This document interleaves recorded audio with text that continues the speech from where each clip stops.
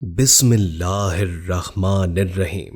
السلام علیکم پیارے اسلام کے پیارے پیارے دوستو، ہم آپ کو پیارے اسلام میں خوش آمدید کہتے ہیں۔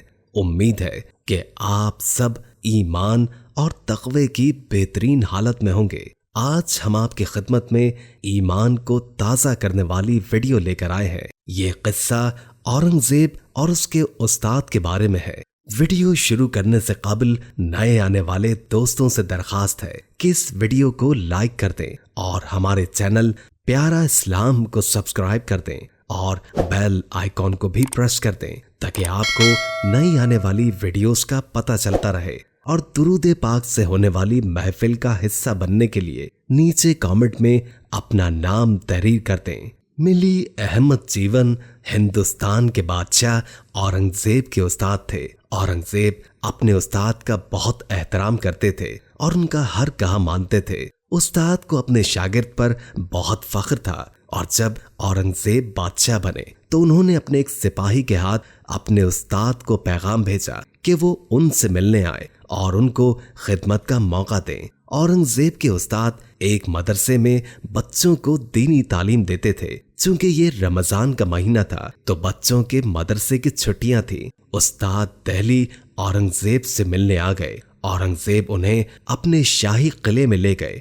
وہ اپنے استاد سے مل کر بہت خوش ہوئے۔ ان کے استاد بہت سادہ اور نرم مزاج تھے۔ استاد نے سارا رمضان اپنے شاگرد کے ساتھ گزارا اور انہوں نے عید کی نماز بھی اکٹھے ہی ادا کی، اور پھر استاد نے اپنے واپس جانے کا ارادہ ظاہر کیا۔ اورنگزیب نے ایک چونی نکال کر اپنے استاد کے سامنے کی اور ملی جیون نے بخوشی اپنے شاگرد کا نذرانہ قبول کر لیا اور اپنی منزل کی طرف روانہ ہو گئے۔ اورنگزیب ریاست کے معاملوں میں اتنے مصروف ہو گئے کہ ان کو 14 سال تک دہلی آنا ہی نہ ہوا۔ لیکن جب دہلی واپس آئے تو ان کے وزیر اعظم نے کہا کہ ملی جیون بہت بڑے زمیندار بن چکے ہیں، آپ کی اجازت ہو تو ان سے لگان وصول کیا جائے۔ وزیر اعظم کی بات سن کر اورنگزیب ذرا حیران ہوئے، کیونکہ انہیں اپنے استاد کی مالی حیثیت کا پتہ تھا۔ پھر وہ بڑے زمیندار کیسے بن گئے؟ اورنگزیب نے خود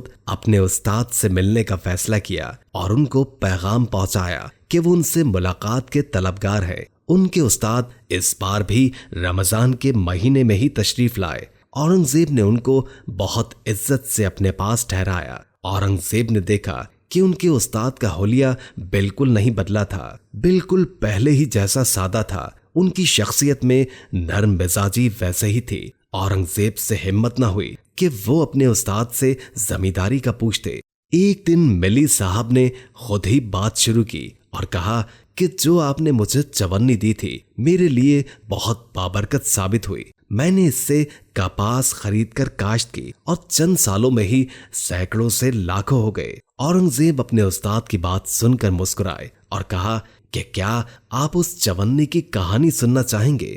استاد نے کہا ہاں، کیوں نہیں۔ اورنگزیب نے اپنے ایک سیٹ کو بلایا۔ اورنگزیب کا روب ایسا تھا کہ وہ سیٹ ذرا ڈرا ڈرا سا لگ رہا تھا۔ وہ یہی سوچ رہا تھا کہ کہیں اس سے کوئی غلطی تو نہیں ہوئی۔ لیکن اورنگزیب نے سیٹ سے نرمی سے کہا کہ چاندنی چوک کے فلاں تاریخ کے کھاتے نکالو۔ سیٹ نے تیزی سے اپنے بادشاہ کے حکم کی تکمیل کی اور کھاتے لے جا کر اورنگزیب کے سامنے بیٹھ گیا۔ اورنگزیب نے کہا کہ مجھے خرچ کی تفصیل سناؤ۔ سیٹ نے خرچ کی تفصیل بیان کرنا شروع کی۔ بادشاہ اور استاد خاموشی سے بیٹھے سنتے رہے۔ اس تفصیل میں ایک چونی کا بھی ذکر ہوا، لیکن اس کے سامنے نام نہیں لکھا تھا کہ یہ کس کی چونی تھی۔ اورنگزیب نے سیٹ سے اس چونی کے بارے میں دریافت کیا۔ سیٹ نے کہا بادشاہ سلامت، اگر اجازت ہو تو ایک دکھ بھری داستان عرض کروں۔ بادشاہ نے کہا اجازت ہے۔ بادشاہ سلامت، ایک رات موسلا دھار بارش ہو رہی تھی۔ میرے گھر کی چھت چند جگہوں سے ٹپکنا شروع ہو گئی تھی۔ میں کافی پریشان تھا کیونکہ ایسی رات میں مزدور کا ملنا بہت مشکل تھا۔ میں نے اپنی طرف سے تو ہر ممکن کوشش کر لی تھی، لیکن پانی ٹپکنے سے نہ روک سکا۔ میں گھر آیا تو مجھے ایک آدمی نظر آیا۔ حلیے سے وہ مجھے مزدور لگ رہا تھا۔ میں نے اس سے پوچھا کہ کیا تم مزدوری کرو گے؟ وہ مزدور مان گیا اور گھر کے اندر آ گیا۔ اس نے بڑی مہارت سے چھت ٹھیک کی، یہاں تک कि कोई भी ऐसी जगह नहीं बची जहां से पानी टपक रहा हो। मैंने उसकी मजदूरी का सिला देने के लिए जेब में हाथ डाला तो हाथ में सिर्फ चवन्नी आई। मैंने मजदूर से कहा, अभी के लिए तुम ये चवन्नी ले लो, कल दुकान पर आना, मैं तुम्हें तुम्हारी पूरी मजदूरी अदा करूंगा। मजदूर ने कहा, ये चवन्नी काफी है, मैं दूर रहता हूँ, दोबारा नहीं आ सकूंगा। मैंने उससे बहुत इसरार किया लेकिन वो अटल था और कहने लगा कि या तो मुझे चवन्नी दे दे या फिर कुछ ना दे। दिल मार कर मैंने वो चवन्नी उसे दे दी। उस मजदूर के जाने के बाद मैं पछतावे में रहा कि कम से कम मेरे पास 8 अन्नी ही होती तो वही दे देता। आज 15 साल बाद मैं ये सोचकर पछतावे में चला जाता हूँ। बाद में भी मैंने उस शख्स को बहुत ढूंढा लेकिन मुझे न मिल सका। ये किस्सा सुनाकर सेठ सारा खाता समेटकर बादशाह की इजाजत लेकर चला गया।